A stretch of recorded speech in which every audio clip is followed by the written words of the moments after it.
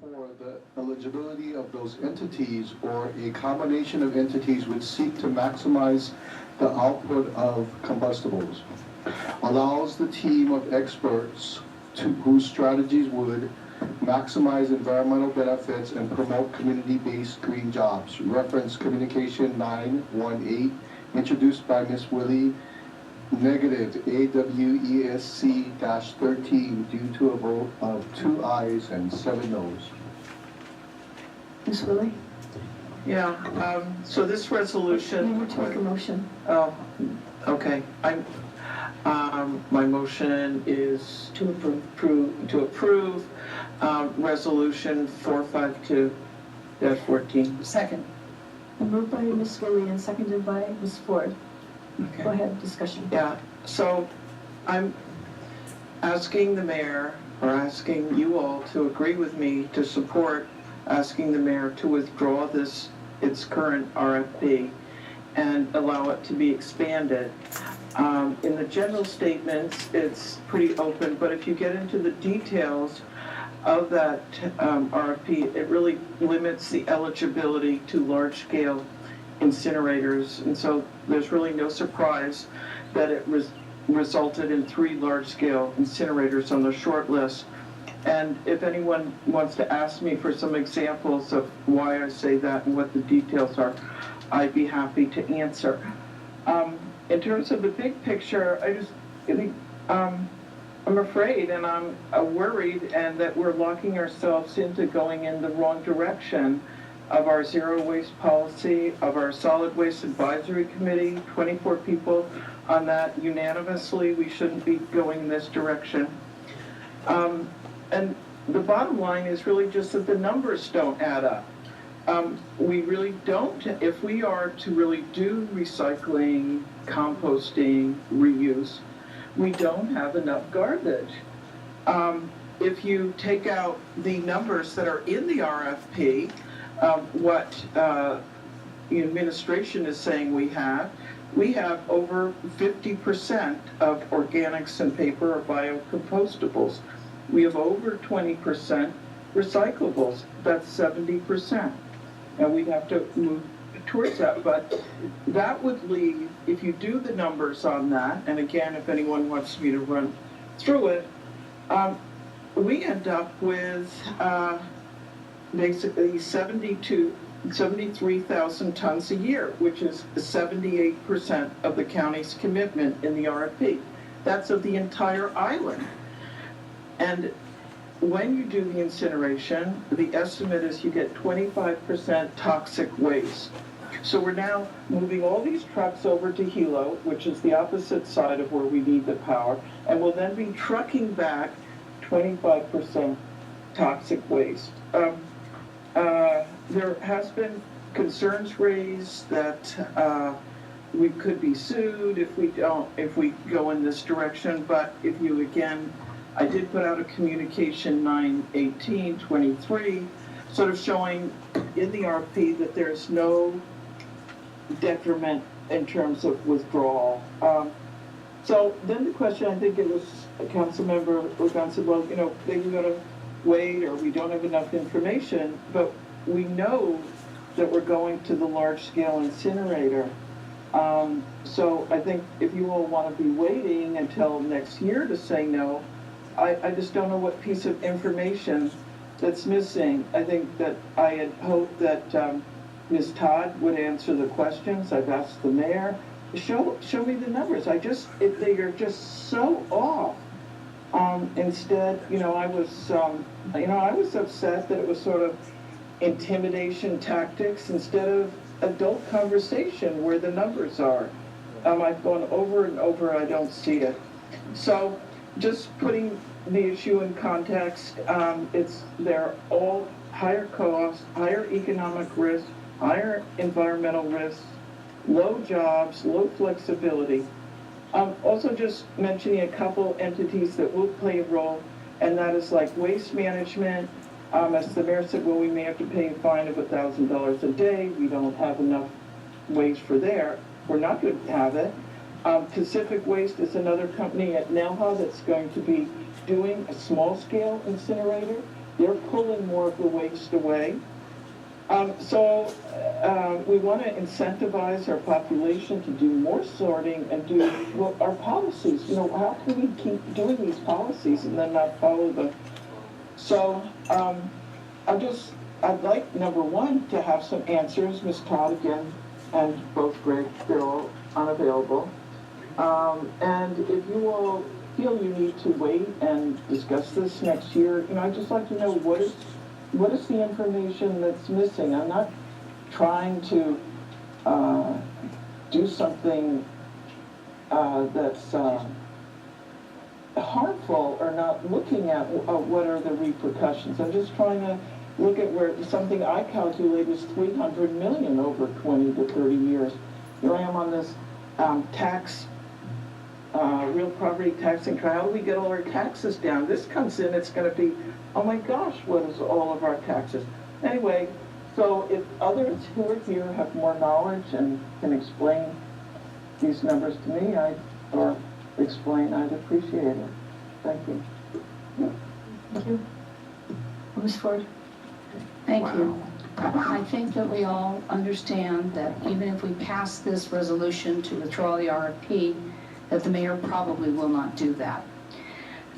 However, when the county writes an RFP for something that quacks like a duck, walks like a duck, and looks like a duck, why would we be surprised that the vendor comes back with a contract for a duck? Okay, we've got 3 companies on the short list, and my understanding is all 3 of them are in the incineration business. Now, they may do other things. We might, instead of getting a duck, get a pig and a poke, but it's not likely that we're going to get something other than the duck. Secondly, and I've explained this before, my husband is a certified purchasing manager and a professional contract writer and negotiator. And he's advised me many times that when an RFP is written so poorly that you get an undesirable bid response, you cancel the RFP and write it again correctly. Almost all of us know that though the incineration process is the most toxic and the least desirable method of handling solid waste, here we are. With an obviously poorly written RFP with 3 incinerator vendors responding. Or perhaps an incinerator was always the plan from the beginning. Rono Tyson, who's a former environmental management director and a degreed engineer and a solid waste expert who has taken down a landfill before, has always advised me that if you don't have 500 tons of combustibles every day, you can't justify an incinerator for any reason. We can't even come close to the tonnage of combustible items to generate electricity.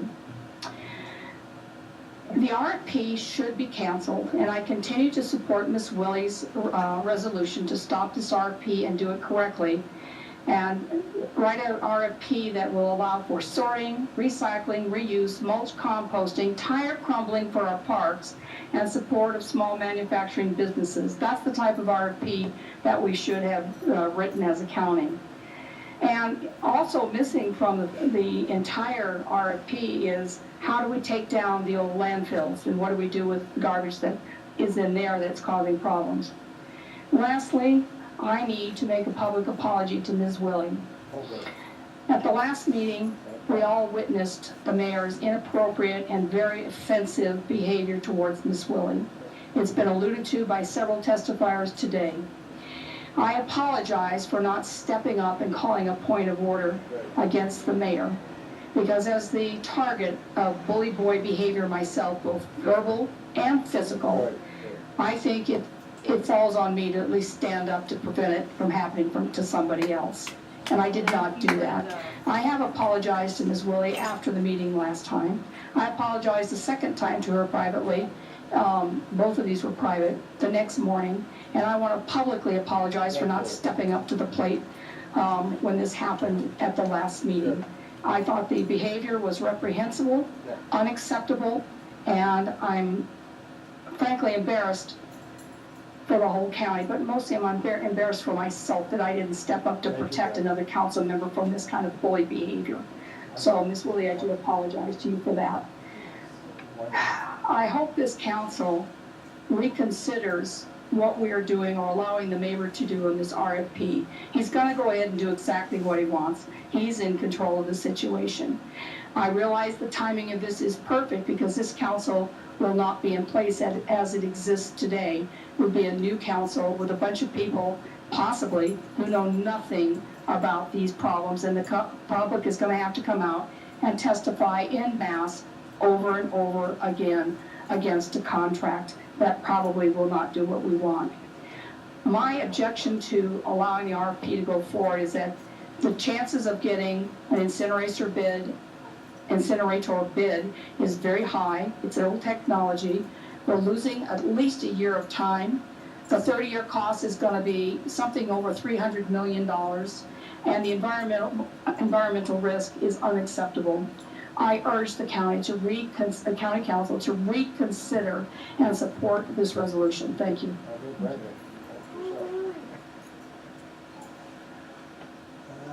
Any further discussion? Yeah, Madam Chair? Yeah, thank you. I think last time it was covered pretty well. I do have a couple points of that of concern. One is when the mayor asked Ms. Willie last time, did anybody approach you for this? And it was said, no. I had somebody call me that's one of a very strong proponent of this, and they told me they came to you because of these concerns, that the RFP wasn't bought, etc. That to me was lobbying. I didn't appreciate it. Whether it's true or not, it's the information and it's funky. We sat here as a council and voted to have this RFP go out. How it comes back, whether we agree with it or not, that's a different story. We don't have any information. What we have is the sky is falling. When we get information, we can look at that and say, you know what, this doesn't make sense. We've learned something from this. Maybe we need to incorporate something else. Maybe we go with the bid. We don't know. What this appears to me of timing is political. We got an election in whatever, 3 months from now, and whether I was running for re-election or not, I'd be sitting here feeling the exact same way. Never trying to be political, just trying to speak from my heart and have a process that's worthwhile and be fiscally responsible for our taxpayers as well. Now we've spent an additional amount of money, taxpayer money, just talking about this, and we don't even have any information to go off of. There's no bearing on whether we as a council agree with the RFPs that come through. There's a process, there's a time, and there's a respect that's given. We sat here as a council some time back and said, yes, please issue an RFP for this issue. This is a big issue. We agreed to it. And now, all of this, and all of it's done is create misperceptions out there. It's gonna be an incinerator. We don't know. If the people don't want an incinerator and that's what's coming, we get to vote on that. The mayor cannot do whatever he wants to do. He can push for something, but we as a council do that, and that's why people vote for us to make these decisions. This is beyond frustrating. This is beyond bad timing. And to me, this is the political type of thing that we should try to avoid. I call for the question.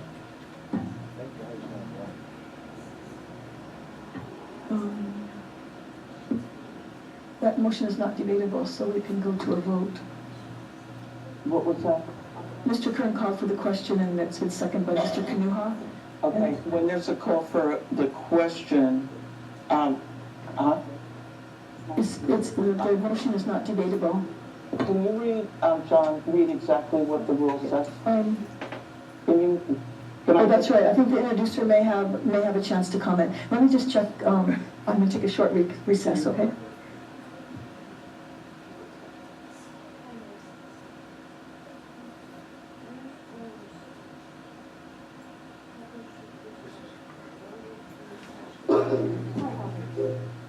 I'd like to read the rule.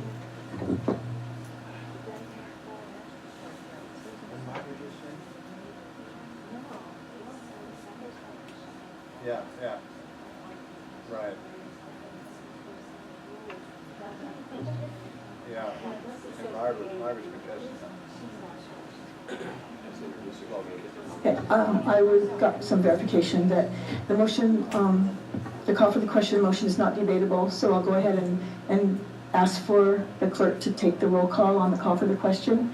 If the motion is successful, Ms. Willie, you will have one more chance to comment before we vote on your resolution. Okay. Okay?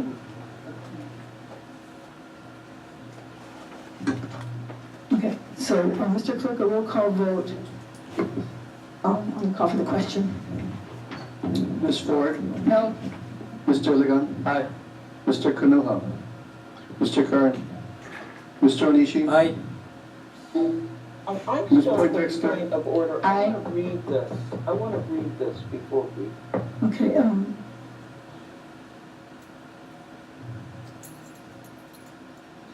excuse me. Ms. Willie? Yeah. This is on the,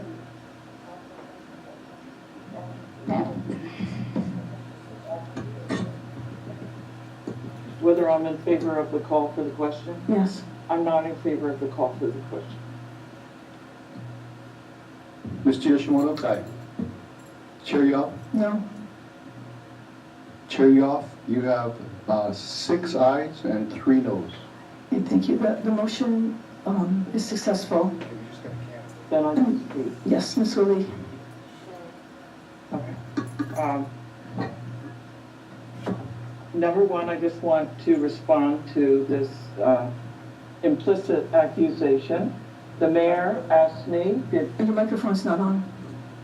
it is, but if I was doing this on behalf of a vendor who had come to me, that's not the case. I can think more for myself. This is something that I've actually been working on. I tried to get the mayor to come in and bring a request for ideas right back from the fall. And I think the chair, if you remember, I kept pushing to get that.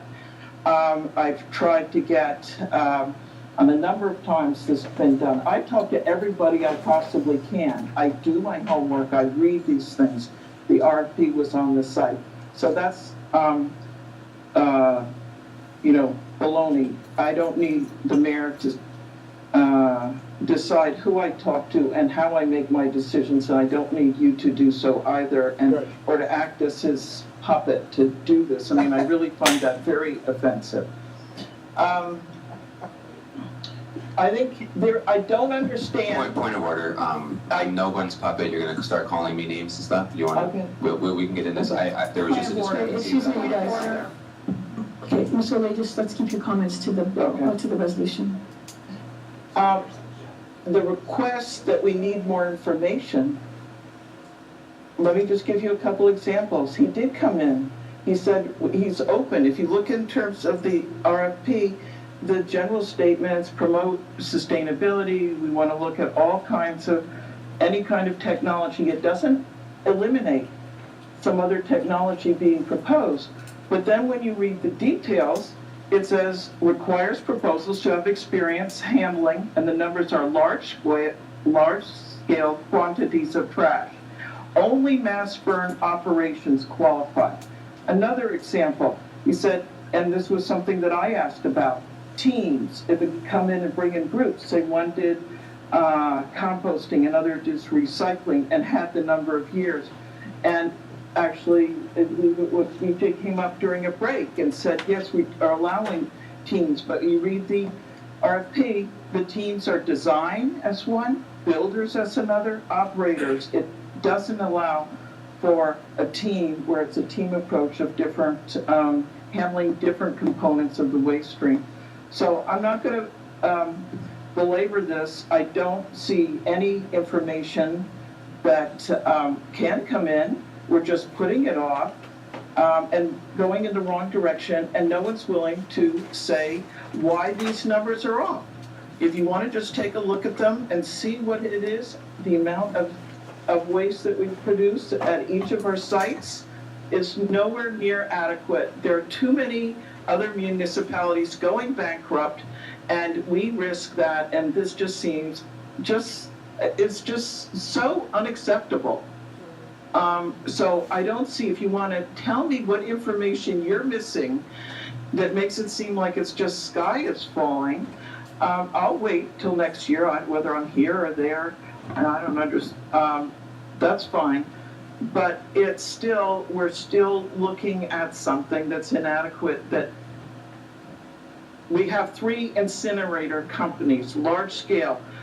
I keep trying to figure out where is the disconnect, and only thing I can think is that if you figure that we really have only 25-30% non-compostable, non-recyclable, that instead these companies are looking at what we're doing right now, which is probably 25 to 30% recyclable. Even the mayor admitted we're probably going to be paying penalty to the Kona landfill. So here we are. It's not just the sky falling, just numbers don't add up, and there's no one willing to say, Margaret, here's how you add them, here's why they're different. None of that. So just open it up. We're asking him to reconsider. So, and if there's more things that you have questions about, I'd like to have the opportunity to respond again.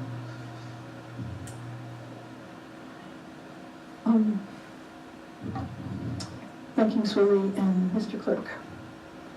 On resolution 452. Ms. Ford. Aye. Mr. Ligon. No. Mr. Kenoi. Mr. Kern. No. Mr. Onishi. No. Ms. Poindexter. No. Ms. Willie. Mr. Yoshimoto. No. Chair Yoff. No. Chair Yoff. You have 2 ayes, 7 noes. Thank you. The resolution fails. Mr. Clerk, let's start with the top of the agenda. Yeah, you should.